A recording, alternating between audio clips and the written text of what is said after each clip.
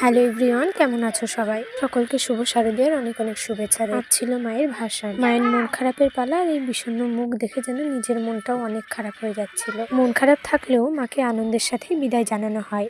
আমি এলাম এই মুখে, আর আমায় মাখিয়ে দিল সিঁদুর। ভাসান ডান্স তো এরকমই হয়। এবছরের মতো মাকে শেষ প্রণামটা করে নিলাম। যেহেতু বৃষ্টি হচ্ছিল, তাই এখানে বসে সবাই নাচ দেখছিল। তারপর এক এক করে মায়ের পুজোর সামগ্রীগুলো জলে ভাসিয়ে দেওয়া হচ্ছিল।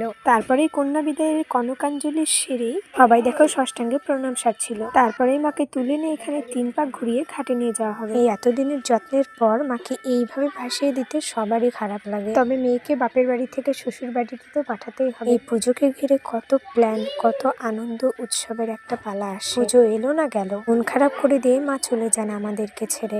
প্রত্যেকে মিলে মাকে ঘাটে নিয়ে যাচ্ছিল। ঘাটের পাড়ে 3 বার ঘুরিয়ে মাকে জলে ভাসিয়ে দেওয়া হলো। জলের তলায় কাঁদতে কাঁদতে তলিয়ে যাচ্ছেন। সব থেকে বেশি কষ্ট এই ফাঁকা প্যান্ডেলটা দেখে।